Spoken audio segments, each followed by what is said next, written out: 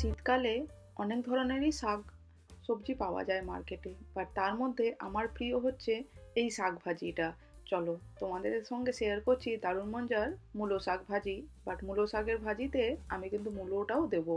তাহলে কেমন করে বানাচ্ছি চলো রেসিপিটা শেয়ার করে দিচ্ছি। সবার প্রথমে অবশ্যই সর্ষের তেল গরম করতে দিয়ে তার মধ্যে একটু কালো জিরে আর শুকনো লঙ্কা ফোড়নে দিয়ে দিয়েছি।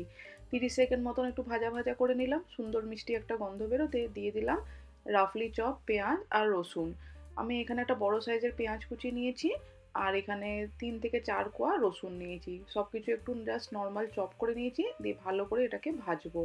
এটাকে একটু কিন্তু কাঁচা কাঁচা যে গন্ধটা আছে সেই গন্ধটা যেন চলে যায় পেঁয়াজ আর রসুনের। আর পেঁয়াজ রসুনটা কিন্তু অবশ্যই দেবে, তাহলে মূলো শাকের ভাজিটায় কিন্তু দারুণ সুন্দর ফ্লেভার এবং টেস্ট আসে। আর পেঁয়াজটা দেওয়ার জন্য একটু হালকা মিষ্টি মিষ্টি ভাব আসে, ভালো লাগে খেতে বেশ। তাই জন্য আমি পেঁয়াজের কোয়ান্টিটিটা একটু বেশ অনেকখানি রেখেছি। 3-4 মিনিট পরে দেখো পেঁয়াজ আর রসুনটা বেশ লালচে করে একটু কালার ধরে এসছে, ভাজা হয়ে গেছে। এই সময় দিয়ে দিচ্ছি আমি গ্রেট করে রাখা মূলোটা। আমি একটা গ্রেটারে মূলোটাকে ধুয়ে পরিষ্কার করে একদম ফাইনলি চপ করে গ্রেট করে নিচ্ছি, যাতে ভাজাটা হতে তাড়াতাড়ি হয়ে যায় এবং খুব সুন্দরভাবে মিক্স হয়ে যায় শাকের সঙ্গে। নয়তো যদি দানা দানা বড় বড় মূলো থাকে সেটা কিন্তু ভাজা হবে না ভালো, আর এটা ঘন্ট বা তরকারি হয়ে যাবে, ভাজি হবে না।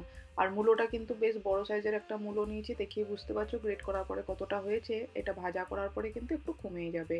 মূলোটাকে দিয়ে ভালো করে নেড়ে চেড়ে আমি একটু 2 মিনিটের জন্য ভেজে নিলাম। এরপর আমি দিয়ে দিচ্ছি কিছু ড্রাই স্পাইসেস, সামান্য একটু পিঞ্চ অফ চিনি দিলাম, ছোটো চামচের হাফ চামচ দিলাম আমি এখানে হলুদ গুঁড়ো, আর ছোটো চামচের 1.5 চামচ মতন দিলাম নুন। নুনটা নিজেদের টেস্ট অনুযায়ী দিয়ে দেবে। আর এখানে কিন্তু কোনো ঝাল হবে না এটাতে, আমি কিন্তু শুকনো লঙ্কা অলরেডি দিয়ে দিয়েছি ফোড়নে। তোমরা চাইলে কিন্তু কাঁচা লঙ্কার কুচি দিতে পারো, বাট এইটা বেশি ঝাল ভালো লাগবে না খেতে, সেই জন্য আমি ঝালটা অ্যাভয়েড করেছি।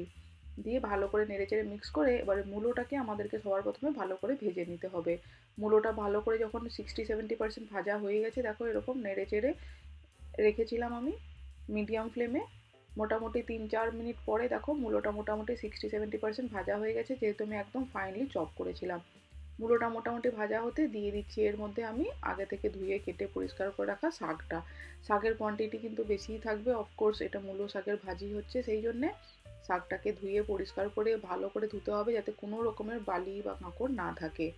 শাকটাকে দিয়ে আমি কিন্তু ভালো করে নেড়েচেড়ে মিক্স করে নিচ্ছি এখানে।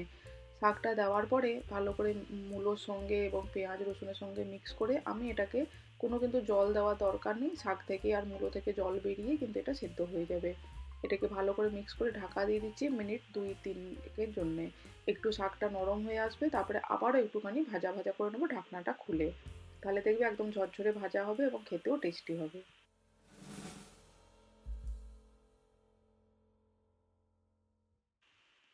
3-4 মিনিট পরে দেখো একটু ভেপার বেরিয়েছে, শাক থেকে একটু জল বেরিয়েছিল, তাতেই কিন্তু অলমোস্ট শাকটা সেদ্ধ হয়ে গেছে, দেখে বোঝা যাচ্ছে।